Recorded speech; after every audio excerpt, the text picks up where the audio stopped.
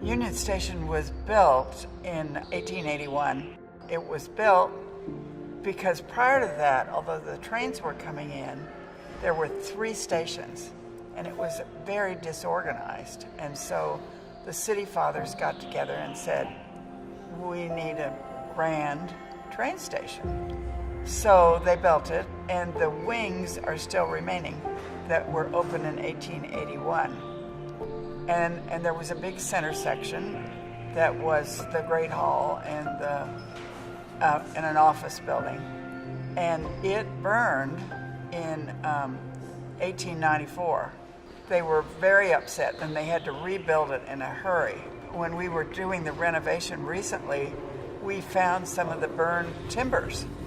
The city of Denver, under Mayor Wellington Webb, had put together a group and bought the station and the 19 acres around it in the early 2000s. During that period of time, there was a real conversation among the city fathers about tearing the whole thing down.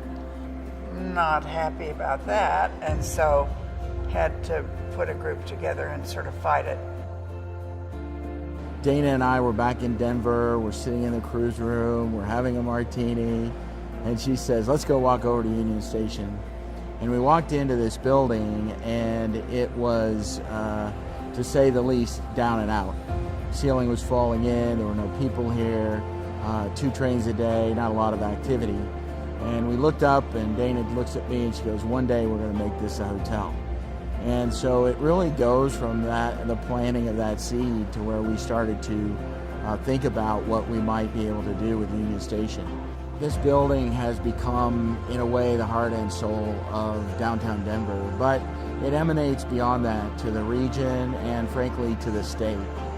In a lot of ways, this building represents the opening of Colorado to the west, its connection by rail to the east, but really became the gateway to the Rocky Mountain region and the western United States through train travel. And so the history of this building and its significance, not only to downtown Denver, but to the region and to the state, is quite remarkable. And I think that we've been successful in making it relevant again, and hopefully for the next 100+ years.